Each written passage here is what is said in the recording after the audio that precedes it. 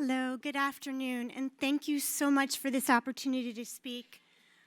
I feel honored to be in a room with so many wonderful and amazing people and inspired, especially by patients, to continue this journey. My name is Jodi O'Donnell Ames, and I am the founder of Hope Loves Company.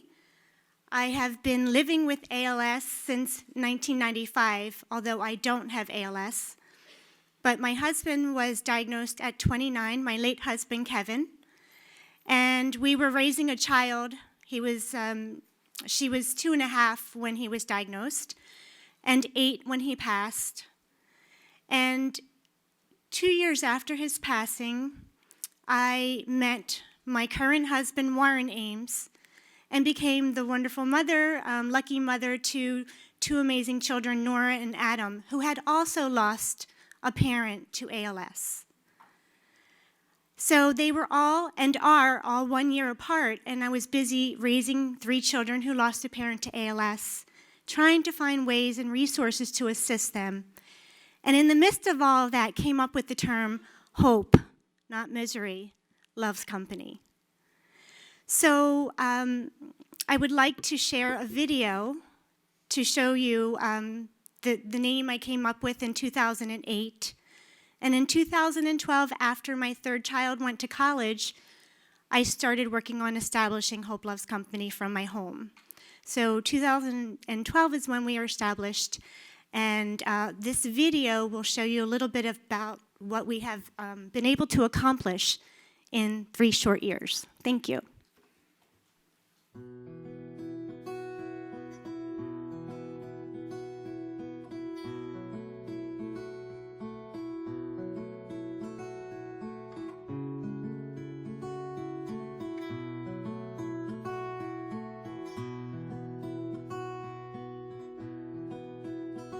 Now she's bigger than her body, but a little girl inside. So she got herself a big old house, 100 places to hide, and a chair against the window to watch the world go by. She says, what is love anyway? I don't need that scene, just broken expectations and little spaces in between. My home is not a shelter, just somebody's place to be. But you gotta have hope. You gotta have hope. It can really last forever, and it's not a pack of lies. Somewhere in those hurting eyes, hope. Now he lives day to day and week to week, 1,000 miles from easy street. He's busking on the corner just to get enough to eat, and crying in the mirror, tears of defeat. And now he's halfway to Vegas with a guitar in his hand, saying, gotta be a better life, gotta be a bigger plan. And for the first time in ages, he's gonna make a stand. Well, everyone knows you gotta have hope. When the day is heavy on you and it takes you down a size, just hold your breath and search the skies. There's gotta be hope.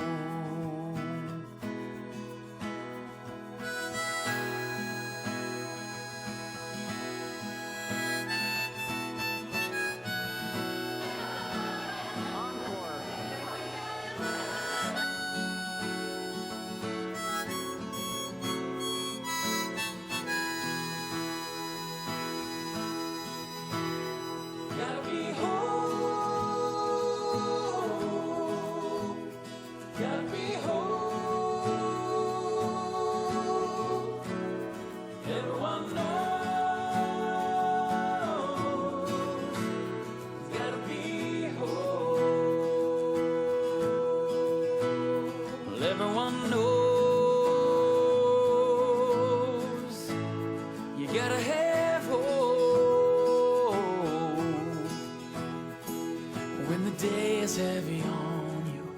God takes you down a size. Just hold your breath and search the skies for hope.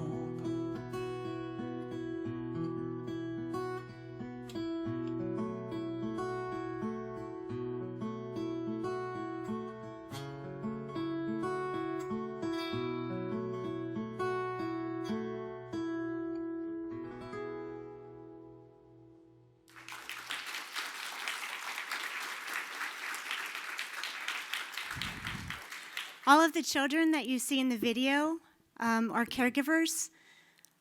Our very first camp, we had a 6-year-old, and we divide the kids by age, and we had a 6-year-old who explained how she was helping her father toilet. And so we support each other at Camp HLC, and we welcome all of you to join us in this endeavor, and we share anything that we can to help you use these resources in your organizations. The best way for me to explain what we're able to do through this program is to have our young ambassador, Mackenzie Anderson. I just want to say that 3 months before our last camp, she reached out and sent an email and said, my mom was just diagnosed with ALS, and I would love to come to camp. And she lives in Boston, and independently arranged the entire thing. So I would love for her to share, and thank you.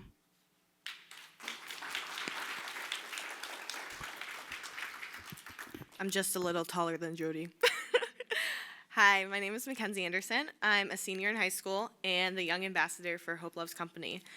My mom was diagnosed in August 2014 with ALS. And when you get this diagnosis, for me, all I wanted to do was something to make a difference.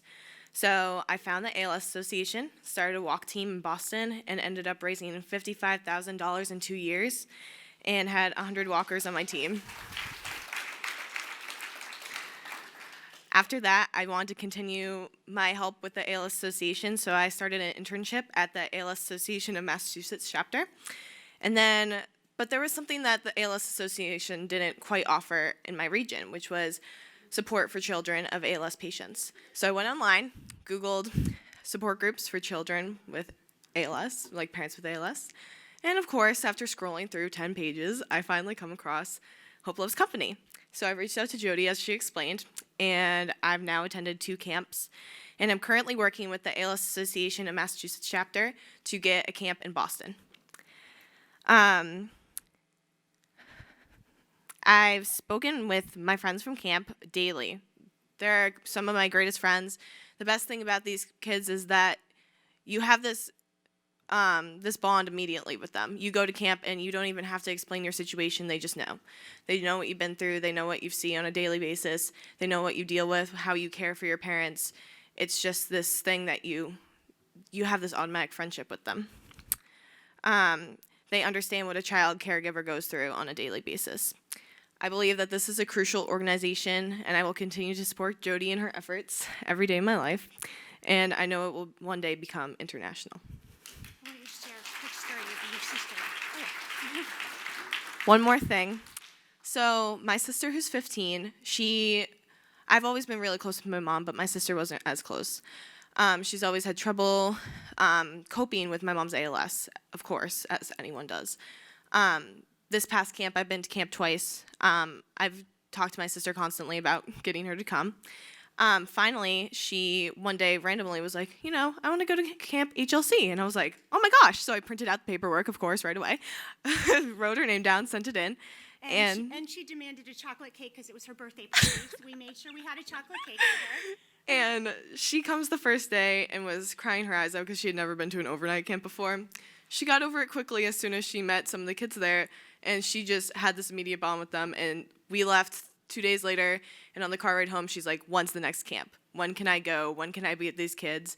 And 2 days ago was the first time I'd ever seen her help my mom do anything. She simply raised my mom's glass so my mom could drink. And I know it's a small action, but it meant the world to me.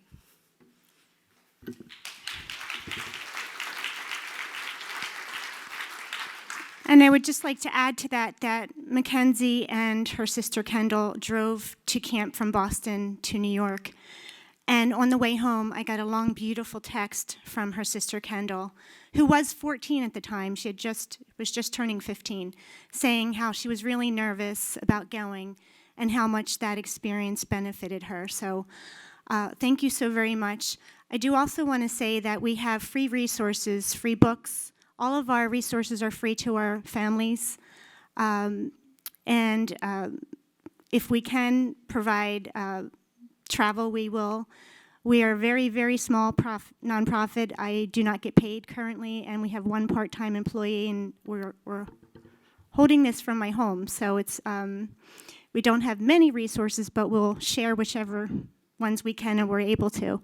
But today I have some books with me, T-shirts, bands, brochures. So if anyone, first come, first serve, needs any of our resources that we have, we'll be glad to give those out.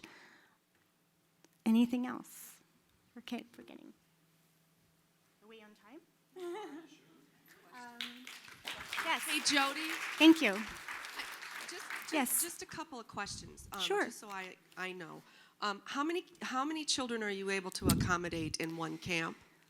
Well, we get asked that question a lot, and theoretically we could accommodate about 100 children, about 100 people. So a few things.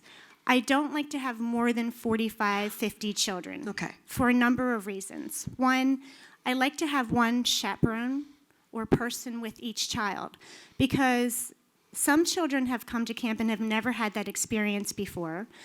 Some are coming with an aunt or an uncle. Some are coming alone. And I really want this experience to be everything possible for them. I want them to feel embraced and supported, and I want it to be about the child. So I think quality rather than quantity is better. Yeah, I agree. Is it an overnight camp or a long weekend camp? It's a long weekend camp. Right now what we do, and we've had 5 camps and we have 2 more scheduled for this upcoming year. It starts Friday evening. We provide dinner, and it adjourns on Sunday afternoon after lunch. We provide art therapy. We have a physician on staff. We have support groups, breakout sessions, and we have an inspirational speaker for our parents while we're meeting with the children. We also do other activities such as meditation, yoga, and just talk about stress and ways to deal with stress. And there's no registration for the campers? No, they need to register. Okay, and so what's the registration fee? Oh, there's no fee. There's no fee. So They need to register, but there's no fee. So what's your average cost per camper? Our average cost, depending, New York obviously is a little more expensive than New Jersey. If you're speaking specifically of camp costs, Just it's kind an of average overall. of $300 per person. But if you include the sweatshirts, the stipends for the professionals who come, some volunteer, some ask for a stipend, then it's approximately $10,000 to $15,000 for 70 people to attend. For 70 people to attend. So Yes. about an average of $300. So if I wanted to sponsor a camper Yes, through Hope Loves Now, then it would be about $300? correct. Okay. Yes, just for the camper. Exactly. Thanks. Thank you.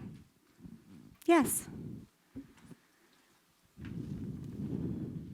Thanks. Wonderful work, Jodi, of thank course.